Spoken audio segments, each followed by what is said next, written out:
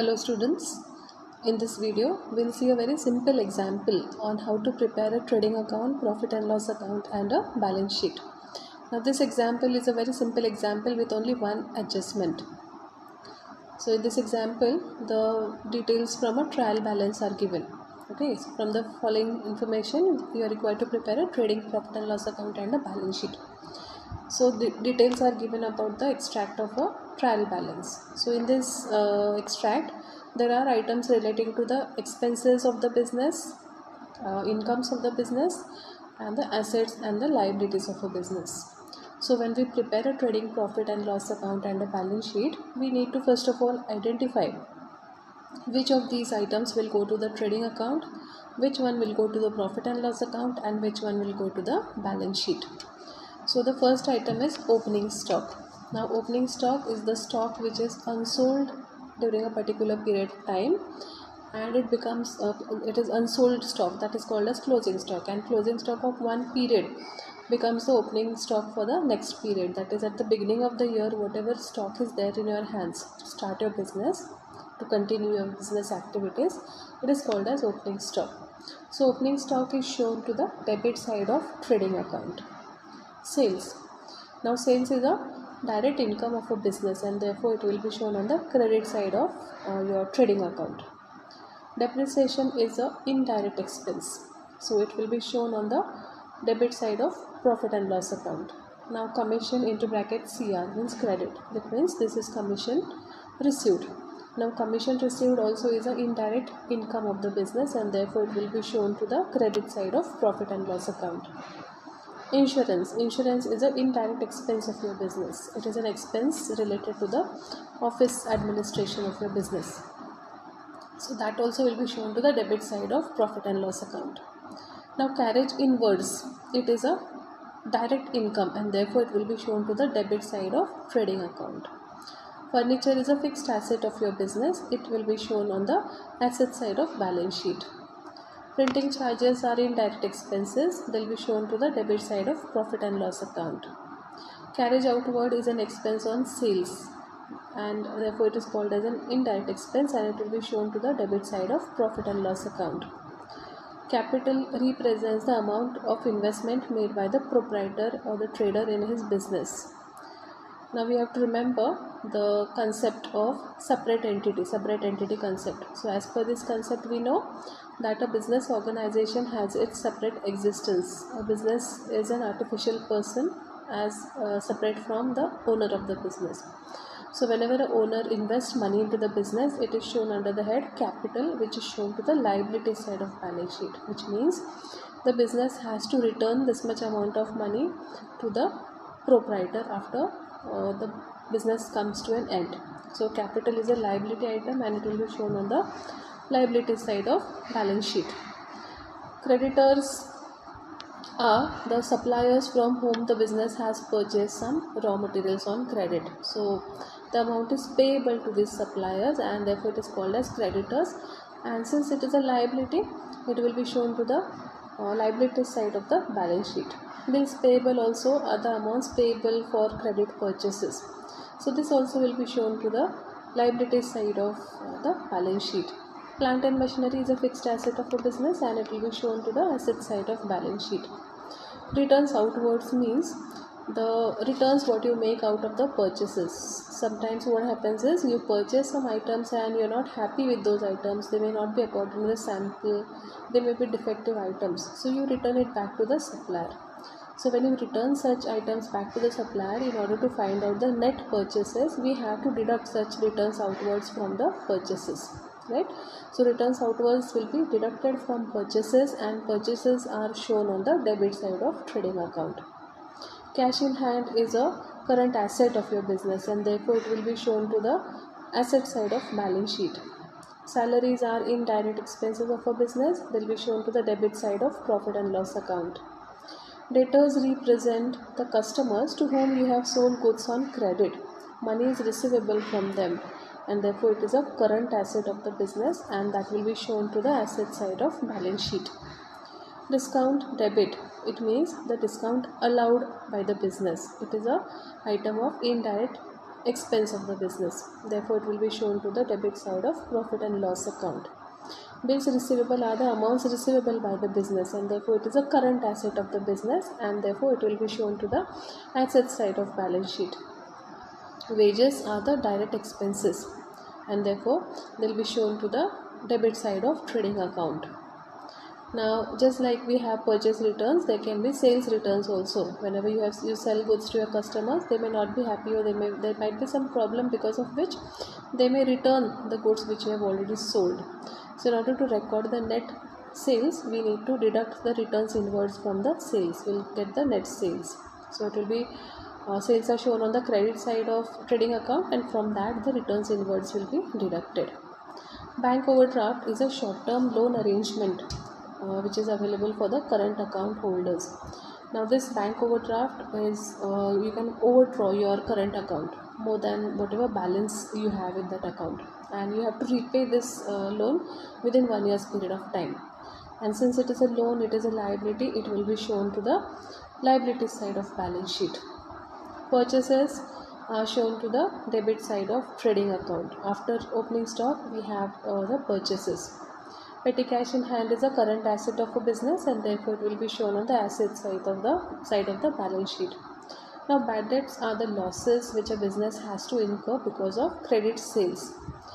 Out of the credit sales, all the customers may not make payment. Some of them may fail to make the payment, and that will be a loss to the business, and that loss will be called as bad debts. Now, bad debts is also an indirect expense, and therefore it will be shown to the debit side of profit and loss account. Then the value of stock on 31st March 2020 was rupees 3,700. Now this is the closing stock. Now this information is given outside the trial balance. It means you have to make an adjustment entry for this. Whenever we make adjustment entries, we have to remember that it has two effects. Now this closing stock will be shown to the credit side of trading account, one effect, and another effect will be shown on the asset side of balance sheet. It will be taken as a current asset on the asset side of balance sheet. So now this is the solution. This is the trading profit and loss account and balance sheet prepared on the basis of the information given. So as we have discussed, we already know which items will go to the trading account, which will go to the profit and loss account, and which will go to the balance sheet. So trading account has two sides. Left hand side is the debit side, and right hand side is the credit side. On the debit side, we record the opening stock and all the direct expenses. Credit side, we record the sales and the closing stock. So we have the opening stock. On the debit side of trading account, we record the opening stock as two opening stock, 1250, which is given in the example.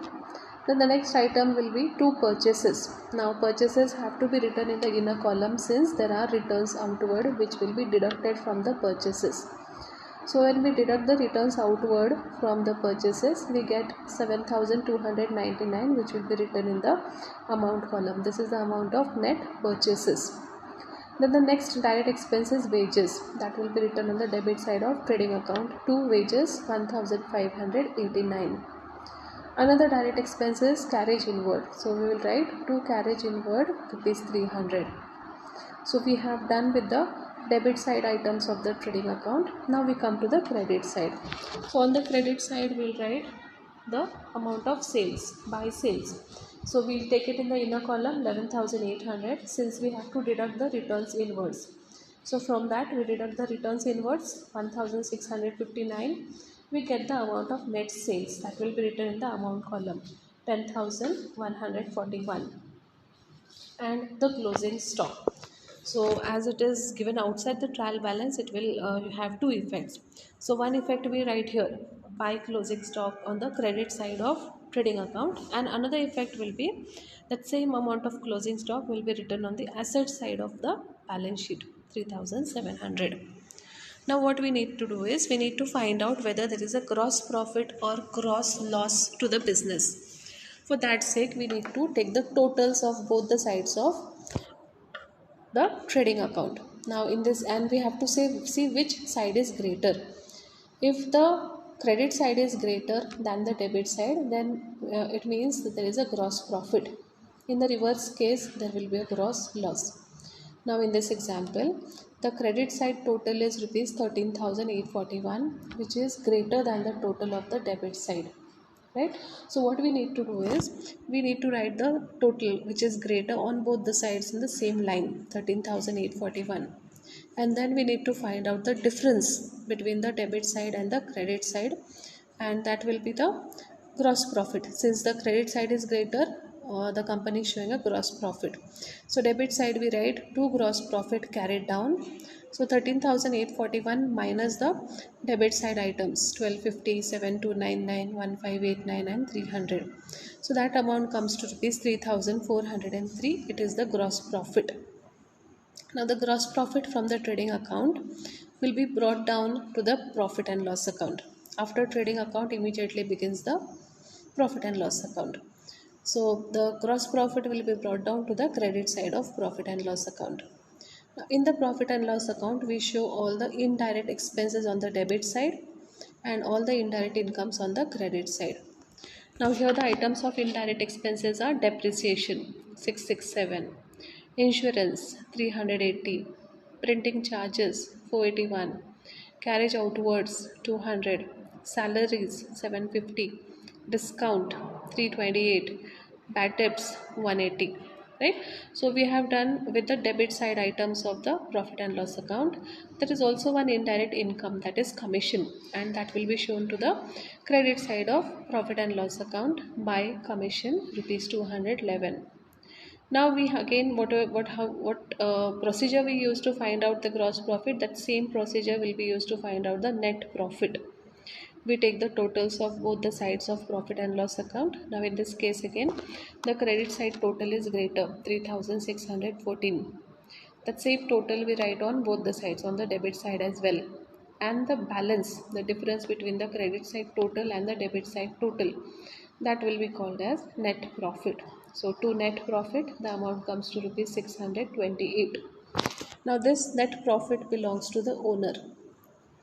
The owner's account is represented by capital, which is shown in the balance sheet. Whenever there is a net profit, the net profit will be added to the capital. In case of net loss, the net loss will be deducted from the capital. So you have been finished with the trading and profit and loss account. Next we come to the balance sheet. Now balance sheet, it is a statement. It has two sides, liability side and asset side. And on top we write balance sheet as on the last date of the year, 31st March 2020.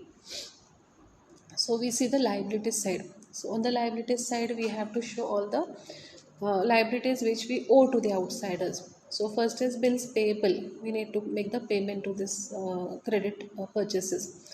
So 541. Then creditors, the suppliers from whom we have purchased the goods on credit, 1780. Then there is bank overdraft. It is a short term loan which has to be repaid within 1 year's period of time. It is a liability, so it is also taken to the liability side of balance sheet, rupees 4,000. After that we take the capital. The capital balance is rupees 9,228.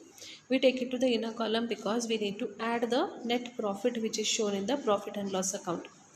So to the capital balance we add the net profit 628 and we get the balance of capital 9,856 in the amount column.